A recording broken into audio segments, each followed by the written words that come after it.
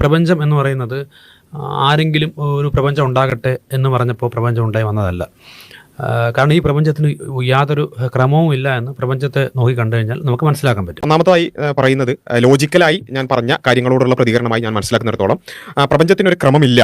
അതുകൊണ്ട് തന്നെ പിന്നെ ലോജിക്കൽ ഒരു സ്രട്ടാവ് ഉണ്ടാക്കി അല്ലെങ്കിൽ അങ്ങനെ ഒരു വ്യവസ്ഥാപിതനുണ്ട് എന്നുള്ളത് ഒരു ലോജിക്കൽ പൊസിഷൻ അല്ല എന്നുള്ളതാണ്. തീർച്ചയായും അതാണ് ഒരു നിരീശ്വരവാദത്തിന്റെ അല്ലെങ്കിൽ ഒരു മതരാഹിത്യത്തിന്റെ പൊസിഷൻ അതാണ്. പക്ഷേ നമുക്ക് പരിശോധിച്ച് നോക്കിയാൽ പ്രപഞ്ചത്തിന് നമുക്ക് എല്ലായിടത്തും ഒരു വ്യവസ്ഥയാണ് കാണാൻ പറ്റുന്നത്. നമുക്ക് എന്തുകൊണ്ടാണ് പിന്നെ ലോസ് സയന്റിഫിക് ലോസ് എന്ന് നമ്മൾ പറയുന്നു. ഓൾറെഡി ഉള്ള വ്യവസ്ഥകളെയാണ് നമ്മൾ ലോസ് എന്ന് വിളിക്കുന്നത്. അല്ലാതെ നമ്മൾ ഗ്രാവിറ്റി ഇങ്ങനെ നമ്മൾ നിർണ്ണയിച്ച് ഗ്രാവിറ്റി ഇങ്ങനെ ആക്കണമെന്ന് തീരുമാനിച്ചല്ലോ.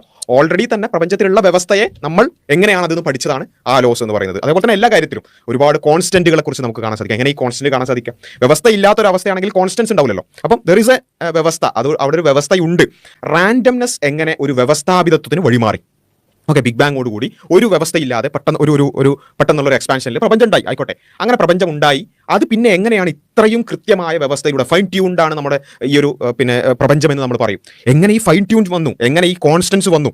അങ്ങനെ ഒരു വ്യവസ്ഥ എങ്ങനെ ഉണ്ടായി എന്നുള്ളത് ഒരു ചോദ്യമാണ്. ആ ചോദ്യത്തിന് രണ്ടുത്തരം നമുക്കാവാം. എങ്ങനെയോ, റാൻഡംനെസ് എങ്ങനെയോ എന്ന് നമുക്ക് വേണമെങ്കിൽ പറയാം. അവിടെയാണ് മതവിശ്വാസികൾ പറയുന്നത് കൃത്യമായി പ്രപഞ്ചത്തിന് ഒരു ബിഗ് ബാങ്ങോടുകൂടി തുറക്കേണ്ടതുണ്ടെങ്കിൽ ആ കാര്യത്തെ അടക്കം നിയന്ത്രിച്ചുകൊണ്ട് കൃത്യമായൊരു നിയന്താവ് ഉണ്ട്. ലോജിക്കലി നമ്മൾ ആ ഒരു പൊസിഷനിലേക്ക് എത്തുകയാണെങ്കിൽ, ദൈവമുണ്ട് എന്ന ഒരു പൊസിഷനിലേക്ക് എത്തുകയാണെന്നുണ്ടെങ്കിൽ മതം എന്ന് പറയുന്നത് സ്വാഭാവികമായിട്ടും it is logical to follow that way.